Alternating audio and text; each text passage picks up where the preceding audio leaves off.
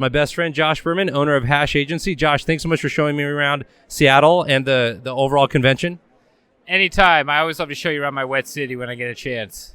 Well, now DMC of Run-DMC, Darryl McDaniels, is here at the convention. Josh has actually managed hip-hop groups in the past. I love comic books. Let's go talk with him. Really excited about this. I know he's got a very interesting story.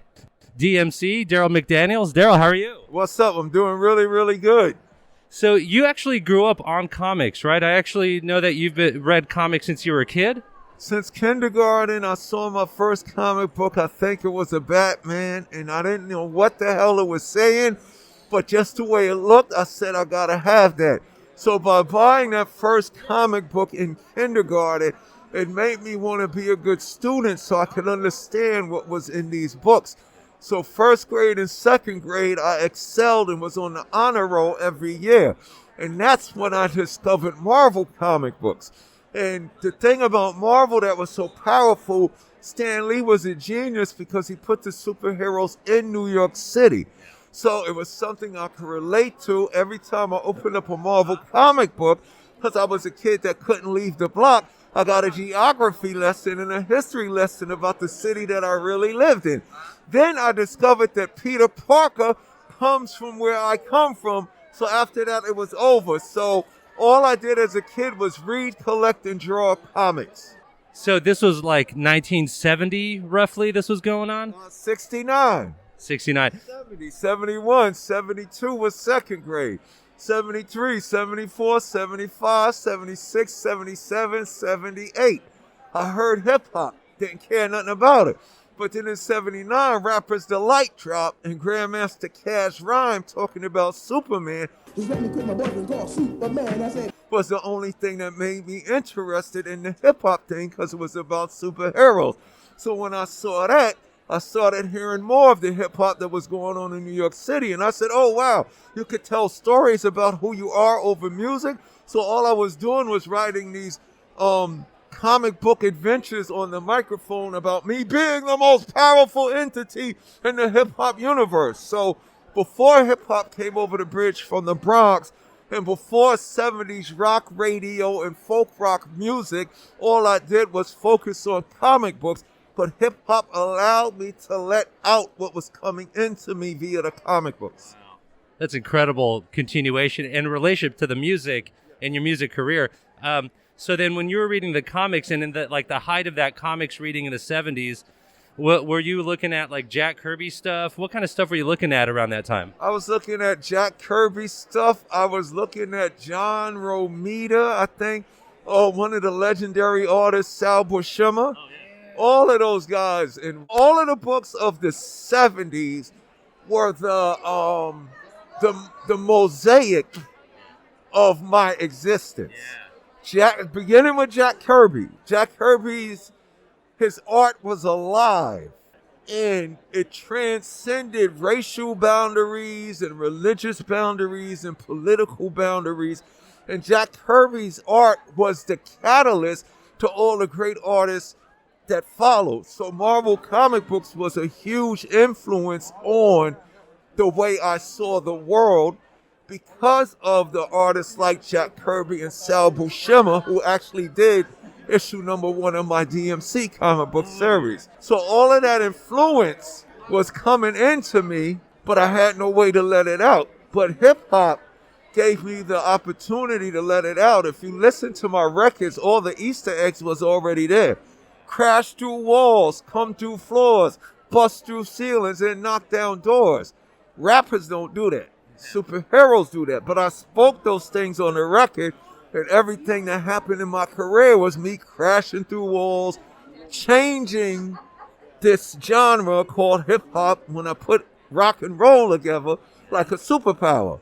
So I didn't know all of that was set me up to years later to go back to the thing that gave me my energy, which is comic books. So 5 years ago, I started Darryl Makes Comics, another expression of Darryl McDaniels. So tell us about DMC Comics. What are the comics about? And what have you enjoyed the most about being part of the comic universe? The most exciting thing about being a part of the comic book universe is I get to work with all the excellent creators such as Amy Chu. Amy, wave. Amy Chu over there. I get to work with Amy Chu.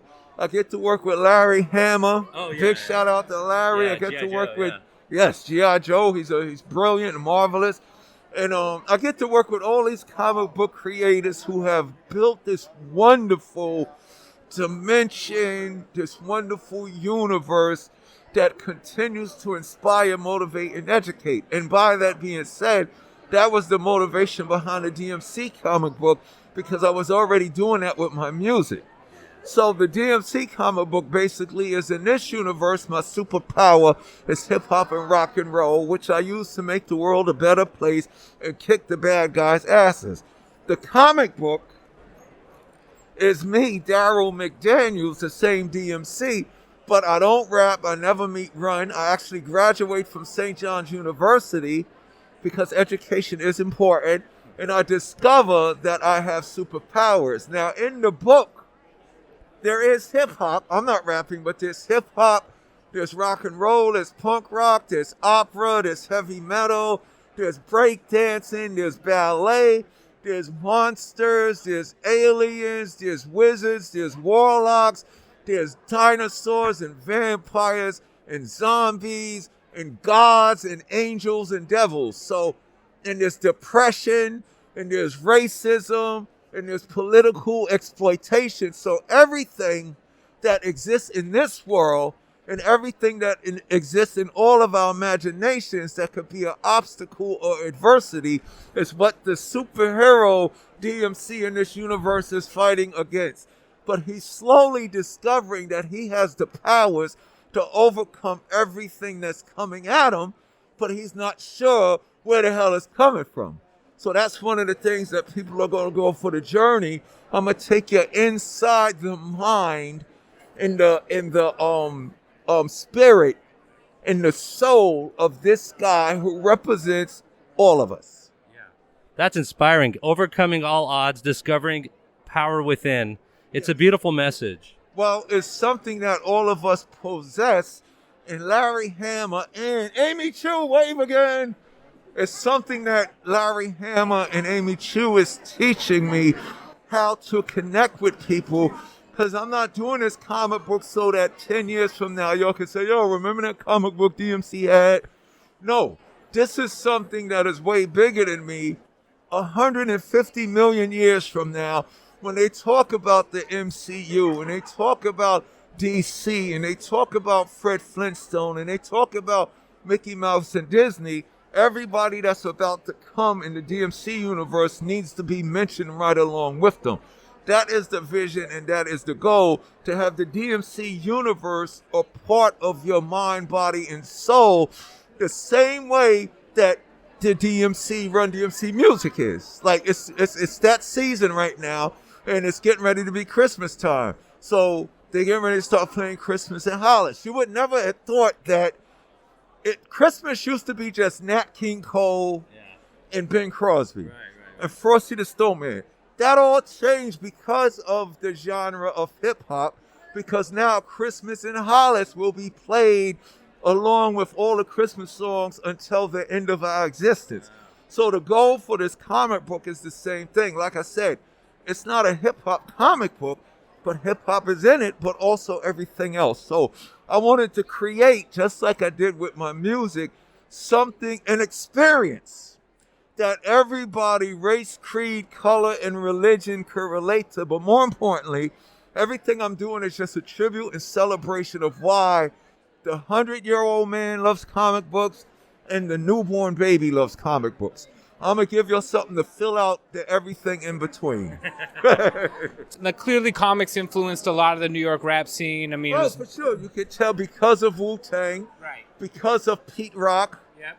MF Doom. Yep. So it's not a new thing. Absolutely. Because if hip-hop never existed, comic books was already in the culture through the graffiti artists. Go back and look at all the art of the graffiti in the late 60s and 70s. On those trains and all those walls were Spider-Man, then Batman and Superman and Charlie Brown. The reason being is all of us in the world are products of pop culture. I sit before you, not just Marvel comic books. I'm the Brady Bunch. After school every day, my whole life from kindergarten to damn near 12th grade, I come home from school. My mother said, do your homework, eat your dinner, then you can watch TV. Every day I got home from school, the Brady Bunch was on.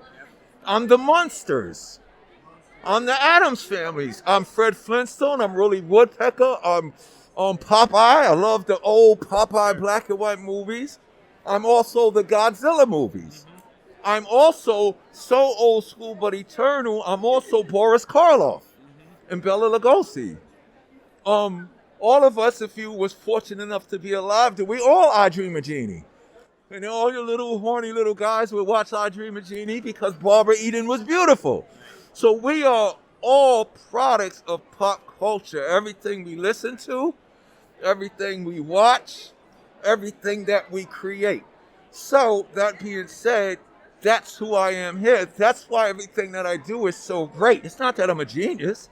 It's because I am you. But you're me too. Inspiration is a two-way street. So, what's your DMC? I like your music. That inspires me. And then I say thank you back to you, and you say you feel good. So we live in a creative world.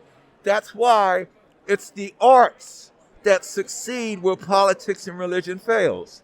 The writers, the journalists, the cartoonists, the movie makers, people such as yourself.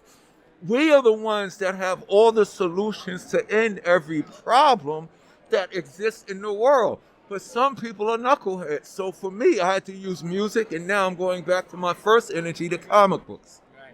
But I don't have any effect if I ain't got you to speak to you when you ask a question that you already know the answer to tell the world, because maybe what we're doing, me and you, will touch somebody. That's what all of this superhero, Bugs Bunny, pop culture stuff is about. That's fascinating. So I had no idea that comics were so influential in the early 70s, 80s hip-hop scene. Yes, thank you. Right.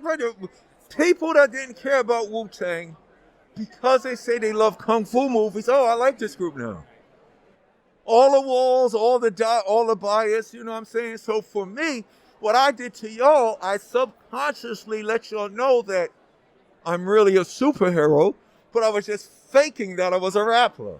Crash through walls, come through floors. No rappers rap like that. Jay-Z, Eminem, they ain't that dynamic. But I had to do it in a medium so I could fit in with those guys.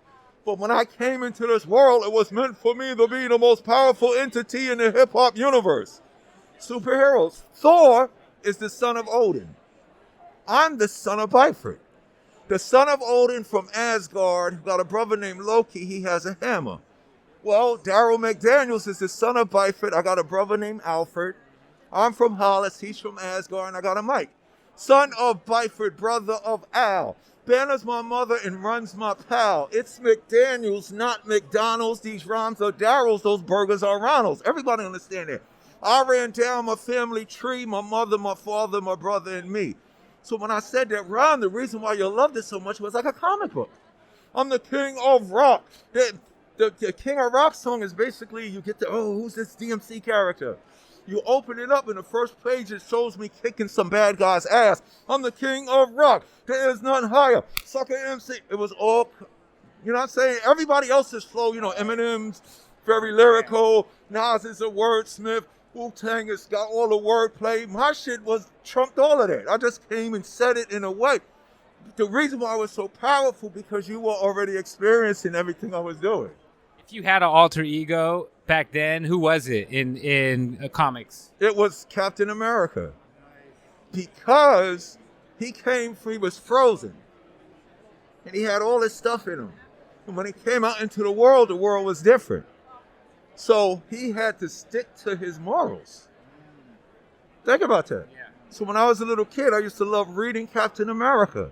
Because even now, it's like I've been frozen, and now they got all this new hip-hop shit running around. You know what I'm saying? All this new hip-hop is outright running around. Some people hate it, some people love it. They don't know what's going on.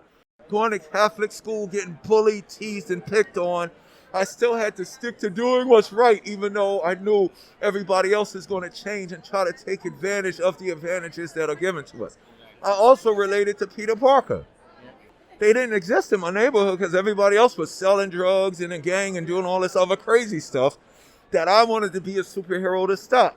So in my comic books, I was like, if I could be that in this world, how could I be that?